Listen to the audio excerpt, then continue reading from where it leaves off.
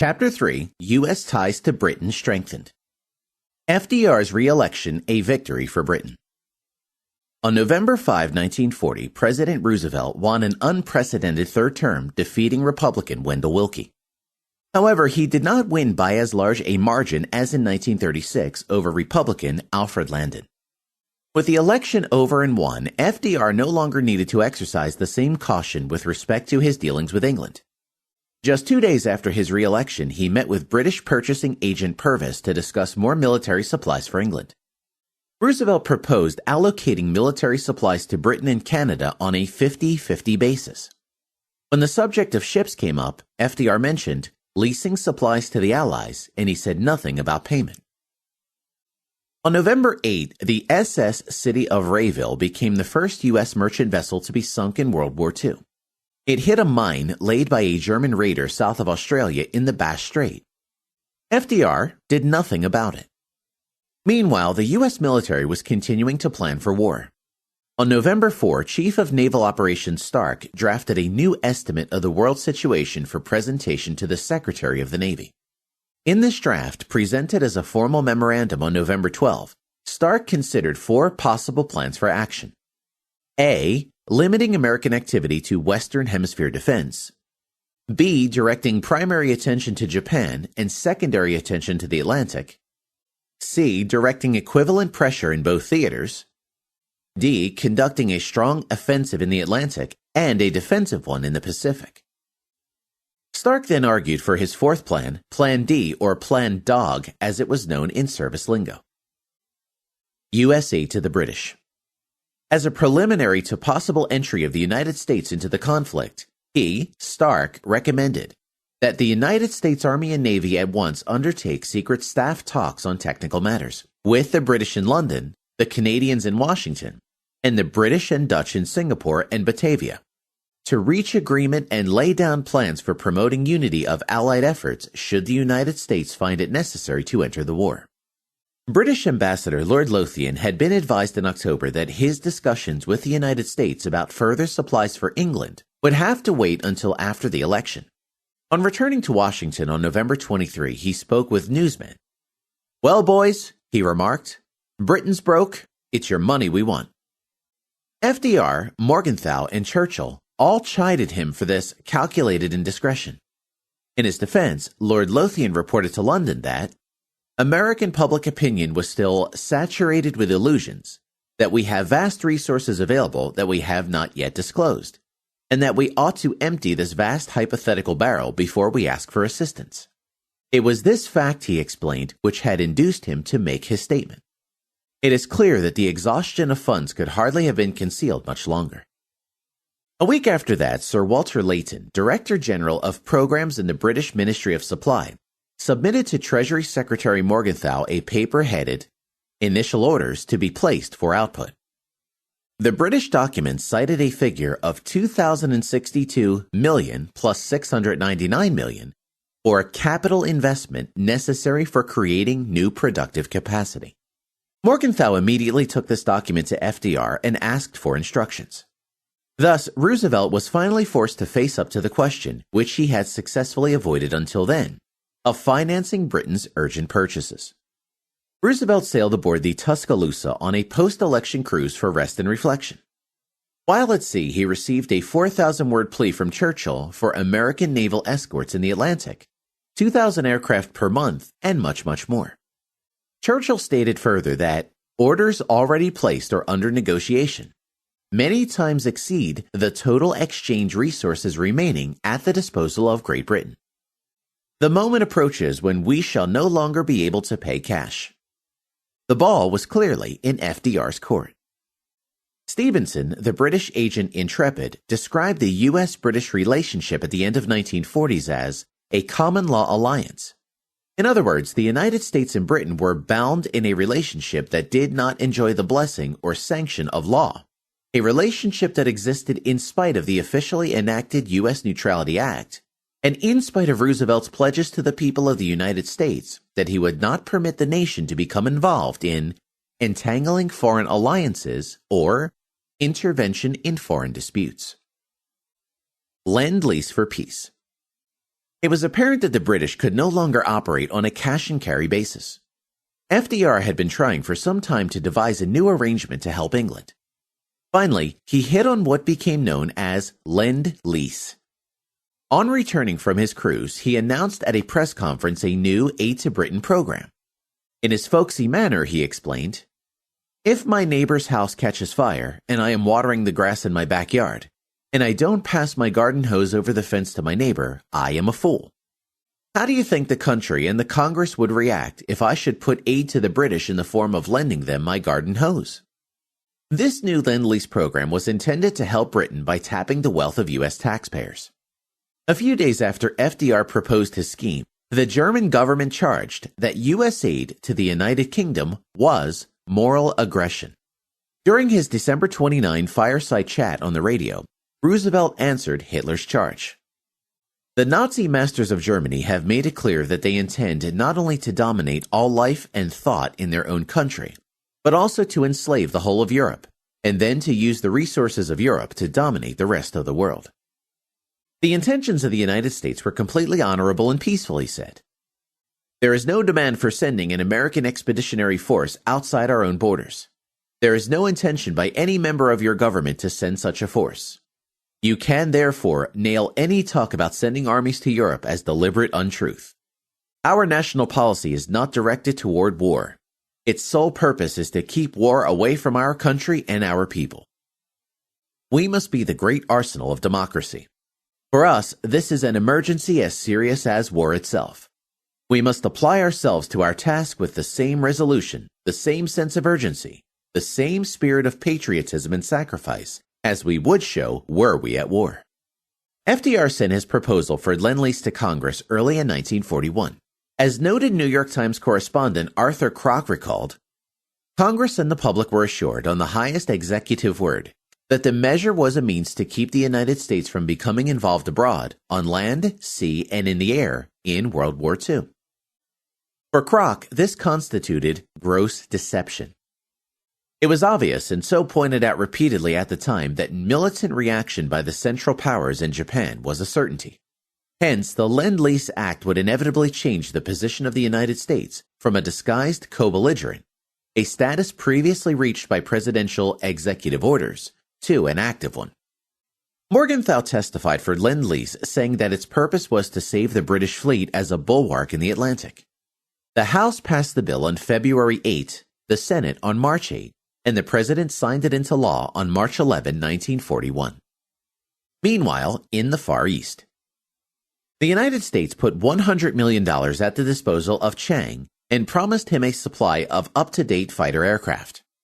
Then, in January 1941, Britain decided to enter into closer relations with Chiang so that if war came, Chiang would be willing and able to help Britain in Burma and Hong Kong. Moreover, former U.S. Army Air Corps Colonel Clarence Chennault was openly training his Flying Tigers in Burma for air battle with the Japanese. And behind the scenes, FDR was supportive. On April 15, 1941, he signed an unpublicized executive order authorizing reserve officers and enlisted men to resign from the Army Air Corps, the Naval and Marine Air Services, so they could join Chennault's American Volunteer Group.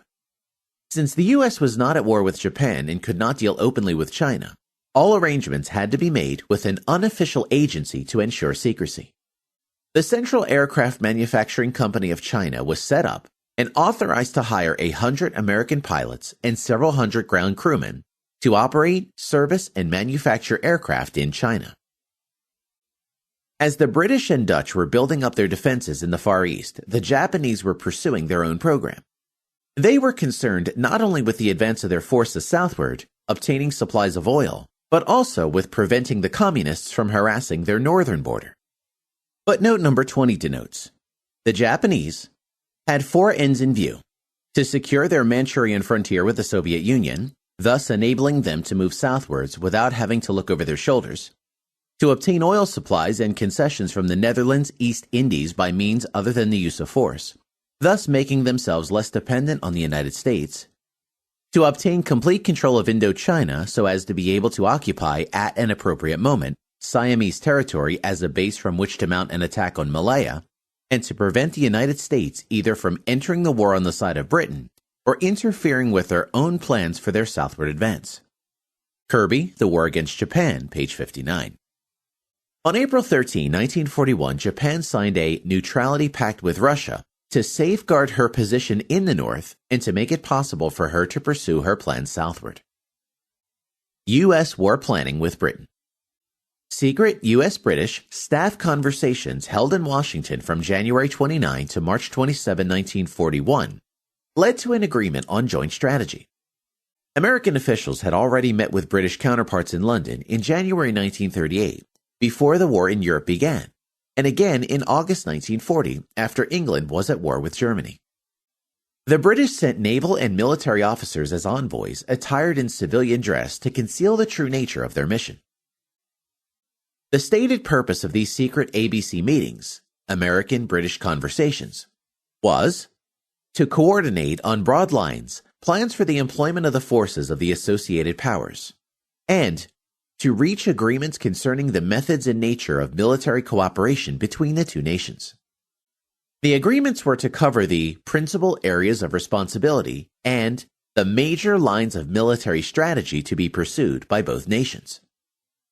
The agreement arrived at in Washington, known as ABC-1, supplanted the one developed in London 3 years earlier, January 1938, and outlined procedures to be followed if and when the United States entered the war. It provided that, if Japan does enter the war, the military strategy in the Far East will be defensive. The United States was not to increase her present military strength in the Far East, although she would employ the United States Pacific Fleet offensively in the manner best calculated to weaken Japanese economic power, and to support the defense of the Malay Barrier by diverting Japanese strength away from Malaysia.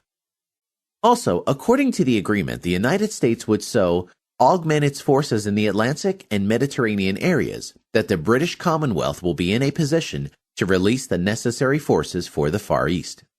Admiral Richmond Kelly Turner, chief of the Navy's War Plans Division, participated in these secret conversations.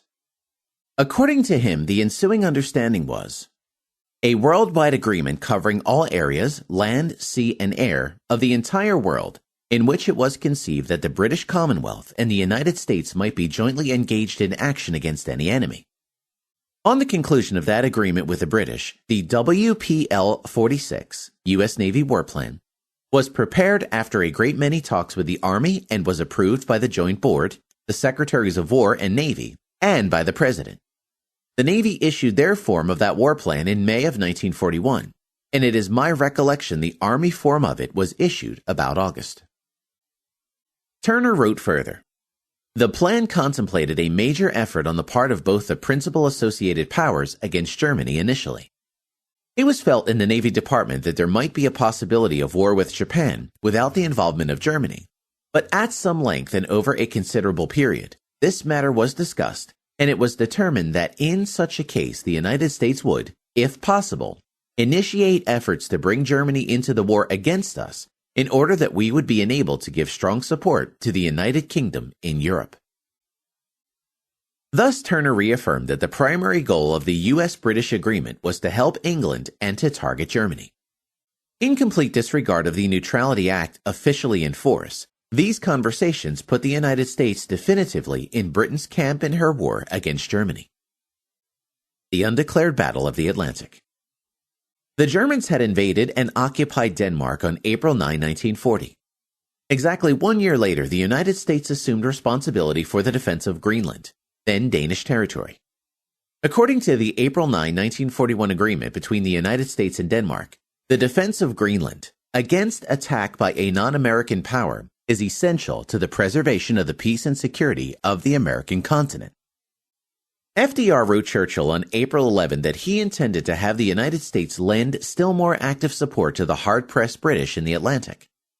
To do this, we will want in great secrecy notification of movements of convoys so our patrol units can seek out any ships or planes of aggressor nations.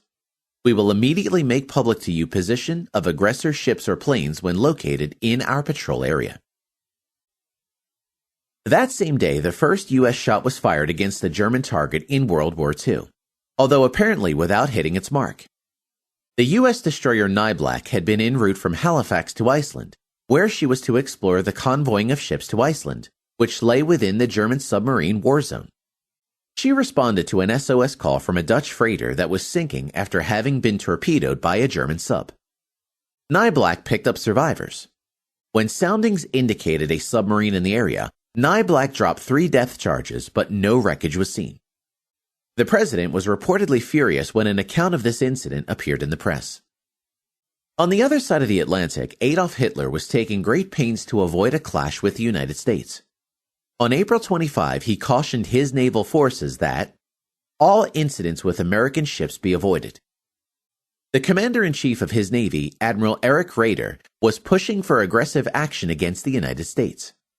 Hitler answered Raeder at a conference on May 22, ordering that weapons are not to be used, even if American vessels conduct themselves in a definitively unneutral manner. Weapons are to be used only if U.S. ships fire the first shot. In late April, Roosevelt extended the Atlantic's patrol area of surveillance from 200 to 300 miles east of our shores to the western border of the German submarine war zone, or 26 degrees west longitude, whichever was farther west, and south to 20 degrees south latitude. This encompassed the vast expanse of the Atlantic between Bermuda and the Azores. Arrangements were also set in motion to strengthen the Atlantic fleet at the expense of the Pacific fleet by transferring a carrier and 5 destroyers from Pearl Harbor to the Atlantic. By May, U.S. Navy personnel were flying regularly as pilot advisors aboard some of the planes the British had received through Lend-Lease. On May 26, one of these advisors, Ensign Leonard B. Smith, aboard a U.S.-manufactured PBY, Catalina patrol bomber, over the Atlantic, about 690 miles west of Brest, France, spotted the Bismarck, a huge German battleship. Although only fairly recently commissioned, the Bismarck was menacing British shipping and had already sunk the illustrious British battle cruiser Hood. When the sighting was broadcast, other American PBYs with U.S. personnel aboard, as well as some 10 or 12 British warships, joined the chase. The Bismarck tried desperately to make port, but failed. She was finally sunk on May 27 after enduring a horrendous bombing. Over 2,000 officers and crew went down with the ship. The first U.S. ship to be torpedoed by a German submarine was a freighter, the Robin Moore, sunk in the South Atlantic on May 21. News of the event reached the world only when survivors finally landed in Brazil on June 11. Roosevelt was outraged, but although some British officials in Washington, as well as the president's close friend and advisor Harry Hopkins, wished for decisive U.S. retaliation, FDR did no more than remonstrate. On June 6, Roosevelt authorized the seizure of all idle foreign merchant ships in our ports for urgent needs of commerce and national defense. German, Italian, and Danish ships had already been taken into protective custody on March 30 for the duration of the emergency. Then, on June 14, Roosevelt ordered Axis funds in the United States frozen. 2 days later, the United States requested withdrawal of German and Italian consular staff by July 10. Charging them with having engaged in activities wholly outside the scope of their legitimate duties. FDR had long since given up all pretense of applying the Neutrality Act equally to all belligerents. In his view, Britain had enjoyed special status from the very beginning of the war. Then, after Germany attacked Russia on June 21, 1941, FDR refrained as well from applying the neutrality law to the Soviet Union. He released Russian credits and promised Stalin Lend-Lease aid. By these actions, Roosevelt was further committing this country to the British cause and against Germany. At the same time that he was allying the United States with the communist Soviet Union, he was also lending support to the communists on the opposite side of the world in China.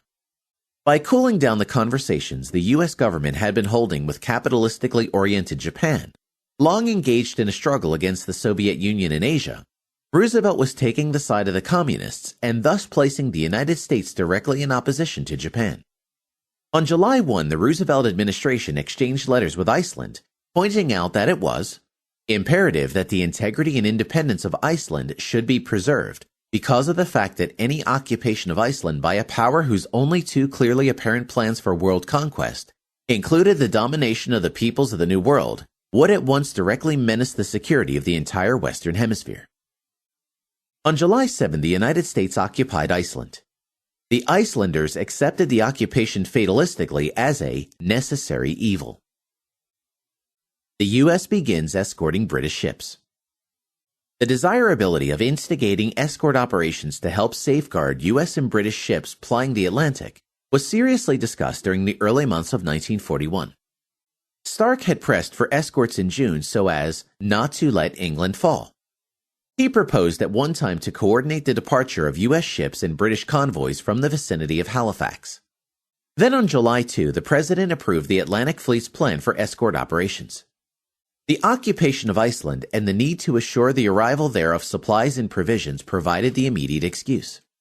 By late July, the decision had been made to escort, and on August 20, U.S. ships actually began escorting American and British merchant ships in the North Atlantic to and from Iceland. The decision to escort was a policy decision in line with that of continuing to support Britain and to oppose Germany. Historian Patrick Abazia described it as the logical conclusion of the President's previous policy, his determination to prevent the Germans from winning the Battle of the Atlantic. It had little to do, as is sometimes said, with the need to safeguard precious Lend-Lease cargoes as such. Roosevelt meets Churchill. They discuss Japan's threatening encroachment on British in Far East. In August 1941, it was announced that FDR was leaving Washington on an extended fishing expedition. He left aboard the Coast Guard cutter Calypso and fished off the coast of Massachusetts for a couple of days. Then he quietly transferred to the American cruiser Augusta, which sped north to Newfoundland. Churchill, traveling from England aboard the British battleship the Prince of Wales, also headed for Newfoundland. The two ships rendezvoused in Placentia Bay, just off Argentia, Newfoundland. There, from August 9 to 12, the two heads of state met, talked, and entertained one another in turn, each on his respective ship. On August 11, Churchill wired London from Argentia an account of his conversations with FDR. He reported to his Secretary of State for Foreign Affairs, Anthony Eden, that Roosevelt had agreed to negotiate a moratorium with Japan of, say, 30 days, in which we may improve our position in Singapore area, and the Japanese will have to stand still. But he will make it a condition that the Japanese meanwhile encroach no farther and do not use Indochina as a base for attack on China. He will also maintain in full force the economic measures directed against Japan. These negotiations show little chance of succeeding, but President considers that a month gained will be valuable. Churchill's report to Eden continued. At the end of the note which the President will hand to the Japanese ambassador when he returns from his cruise in about a week's time, he will add the following passage which is taken from my draft. Any further encroachment by Japan in the Southwest Pacific would produce a situation in which the United States government would be compelled to take countermeasures, even though these might lead to war between the United States and Japan. During their private conference, FDR indicated to Churchill that because he was uncertain that he could carry Congress with him in a declaration of war, and because more time was needed to strengthen America's forces, he must seek to delay a break with Japan. Churchill had hoped at this meeting to persuade Roosevelt to have the United States declare war on the German-Italian axis. Churchill told him that he would rather have an American declaration of war now and no supplies for 6 months than double the supplies and no declaration. However, Churchill recognized the President's constitutional difficulties. He may take action as chief executive, but only Congress can declare war. According to Churchill, he went so far as to say to me, "I may never declare war. I may make war. If I were to ask Congress to declare war, they might argue about it for 3 months." Although Churchill hoped for a U.S. declaration of war, he was generally pleased at the outcome of the Argentia meeting. FDR had in effect agreed to issue an ultimatum to Japan along the lines of Churchill's suggestion. No further encroachment in the Southwest Pacific would be tolerated, or else various steps would have to be taken by the United States, notwithstanding the President's realization that the taking of such measures might result in war between the United States and Japan. The newspapers and newsreels of the day announced the meeting at Argentia and show the two men sitting at their ease on the deck of the Augusta, or attending Sunday church service on the Prince of Wales. When FDR returned to Washington, he let it be understood that the only outcome of the meeting had been the Atlantic Charter, a plan for post-war world peace and prosperity. The charter, signed by both Roosevelt and Churchill, set forth certain idealistic common principles. Force was to be abandoned, peaceful trade and economic collaboration among all nations was to be assured, And it was hoped that, after the final destruction of the Nazi tyranny, all men in all nations would be able to traverse the high seas and oceans without hindrance, and to live out their lives in freedom from fear and want. The undeclared battle of the Atlantic continues. The U.S. patrol force had seen little activity since late 1940, when some of its destroyers had trailed several German ships from Mexican ports, until they were intercepted by British or Dutch ships and then scuttled by their crews. Then in March 1941, all Axis ships remaining in U.S. ports had been seized. So when the decision to escort was made, the patrol force was simply diverted from routine patrolling. After August, when convoys of British and U.S. merchant ships crossed the Atlantic to maintain a lifeline of supplies and equipment to England, they were usually accompanied by U.S. destroyers. On September 4, the destroyer Greer was on her way to Iceland with mail and miscellaneous freight when a British bomber overhead signaled that it had sighted a German submarine in the area. The submarine released a torpedo. The Greer responded with a depth charge. The submarine released a second torpedo. Neither sub nor the Greer hit its target. German submarines had also torpedoed and sunk several other ships operated by non-belligerents. On August 17, the SS Sessa of Panamanian registry on its way to Iceland. Also on August 17, the SS Panaman, and on September 6 in the Gulf of Suez, the SS Steel Seafarer. FDR, stirred to action by the attack on the Greer, issued to the U.S. Navy serving in America's expanded defense waters a shoot-on-sight order. He sounded angry when he spoke to the nation by radio on September 11. It is the Nazi design to abolish the freedom of the seas and to acquire absolute control and domination of the seas for themselves. We have sought no shooting war with Hitler. We do not seek it now. But when you see a rattlesnake poised to strike, you do not wait until he has struck before you crush him. These Nazi submarines and raiders are the rattlesnakes of the Atlantic. They are a menace to the free pathways of the high seas. The time for active defense is now. Upon our naval and air patrol, now operating in large number over a vast expanse of the Atlantic Ocean, falls the duty of maintaining the American policy of freedom of the seas, now. That means very simply and clearly that our patrolling vessels and planes will protect all merchant ships, not only American ships but ships of any flag, engaged in commerce in our defensive waters. They will protect them from submarines. They will protect them from surface raiders. It is no act of war on our part when we decide to protect the seas which are vital to American defense. The aggression is not ours. Ours is solely defense. But let this warning be clear. From now on, if German or Italian vessels of war enter the waters, the protection of which is necessary for American defense, they do so at their own peril. The orders which I have given as Commander-in-Chief to the United States Army and Navy are to carry out that policy at once. As a result of the President's order, our destroyers escorting convoys in the North Atlantic began to engage in active defense. They searched, took sonar readings, frequently made contact with German submarines, and released depth charges. German submarines truly learned that they ventured into the vicinity of British convoys being escorted by U.S. destroyers only at their own peril. On September 16, the destroyer USS Kearney, heading from Argentia to Iceland with a convoy, was trying to corral late arrivals and stragglers. To discourage a trailing submarine, the Kearney dropped a depth charge. The sub launched several torpedoes. A number of ships in the convoy were torpedoed, set ablaze, and sunk. The Kearney, silhouetted against the burning ships, became an easy target. The German U-boat fired 3 torpedoes, hitting her almost amidships and causing an explosion. 11 men were killed and 22 were wounded in the attack. Yet the surviving crew members, by prodigious effort, saved the ship. She limped into Reykjavik harbor 2 days later. On September 22nd, Stark in Washington reported to his Asiatic Fleet commander, Admiral Hart, on the situation. So far as the Atlantic is concerned, we are all but, if not actually, in it, the war. If Britain is to continue, she has to have assistance. She will now get it openly. In a nutshell, we are now escorting convoys regularly from the United States to points in the Iceland area. Contacts are almost certain to occur. The rest requires little imagination. Stark's expectations were soon borne out. Active defense in the Atlantic meant that U.S. ships searched for submarines and dropped depth charges. Unsurprisingly, a U.S. ship was soon torpedoed and sunk. In October, the destroyer Reuben James was accompanying a convoy in the North Atlantic. Several submarines were harassing the convoy. On October 31, a German torpedo hit the Reuben James on her side. An explosion burst her in two. 45 men were saved, 100 died. The United States was still officially neutral, yet it had seized Axis ships in its harbors and frozen Axis funds. It was supplying England and her allies with weapons and supplies.